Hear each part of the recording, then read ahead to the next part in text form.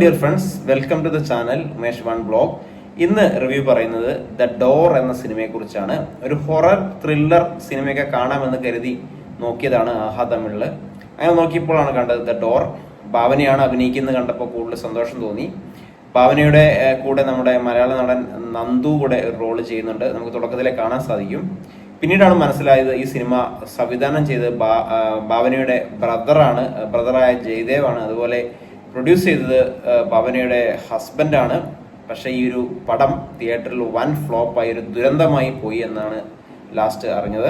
കാരണം ഞാനിത് കണ്ടപ്പോൾ എനിക്ക് മനസ്സിലായി, ഈ ഒരു പടം നമ്മളെ ഒരു സാധാരണക്കാരൻ കാണുകയാണെങ്കിൽ, ഒരു തിയേറ്ററിലൊക്കെ പോയിരുന്ന് കാണുകയാണെങ്കിൽ കൂടി ഒരു എന്താ പറയുക, സാധാരണ ഒരു ഹൊറർ ഫിലിമിൽ എന്താണ് സംഭവിക്കുന്നത് ആ സിനിമ പോലെ തന്നെ, ആ ഒരു സെയിം പ്ലോട്ട്, സെയിം കഥ, ഒട്ടും ഇൻട്രസ്റ്റിംഗ് അല്ലാത്ത രീതിയിൽ, ഒട്ടും ഒരു ഹൊറർ എന്നൊക്കെ പറയുകയാണെങ്കിൽ ഈ ബാലരമയിലൊക്കെ കാണുന്ന ഈ കുട്ടിച്ചാത്തന്റെ കഥ പോലെ ആ ഒരു ഫേസും അങ്ങനത്തെ ഒക്കെ കൊടുത്തിട്ട് ഉള്ള ഒട്ടും ഭയം തരാത്ത ഒരു, നിങ്ങൾക്കൊരു 2 മണിക്കൂർ കളയാനുണ്ടെങ്കിൽ മാത്രം ഇരുന്ന് കാണാൻ പറ്റുന്ന സിനിമ എന്ന് തന്നെ പറയാം.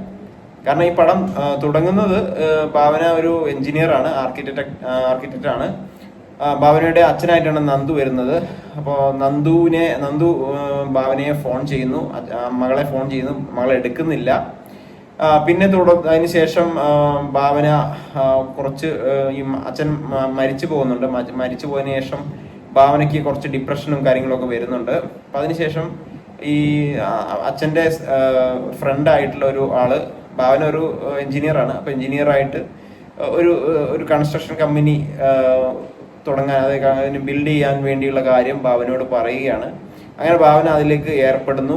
തുടർന്ന് ആ കൺസ്ട്രക്ഷൻ നിന്നിടത്ത് പണ്ടൊരു അമ്പലം ഉണ്ടായിരുന്നു, അതിനോട് കൂടി ചേർന്ന് കുറച്ച് സംഭവങ്ങളും കാര്യങ്ങളും ഒക്കെയാണ് ഈ സിനിമ പറയുന്നത്.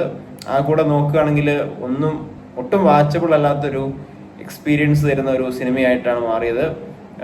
ഇത് ഇറങ്ങിയത് പോലും നമ്മളൊന്നും അറിഞ്ഞില്ല. എന്തായാലും ഒരു ദുരന്തം സിനിമ കണ്ടുപോയി. അത് എന്തായാലും ഫുള്ളാക്കി. ഞാനത് 2 ദിവസം 3 ദിവസം എടുത്തിട്ടാണ് കണ്ടത്. അരമണിക്കൂർ വെച്ചിട്ടാണ് കണ്ടത്. നിങ്ങൾക്ക് സമയമുണ്ടെങ്കിൽ മാത്രം കാണുക. ഇതിൻ്റെ മാർക്ക് കൊടുക്കുന്നത്, റേറ്റിംഗ് കൊടുക്കുന്നത് 2 out of 5 ആണ്. So thank you for watching. All the best.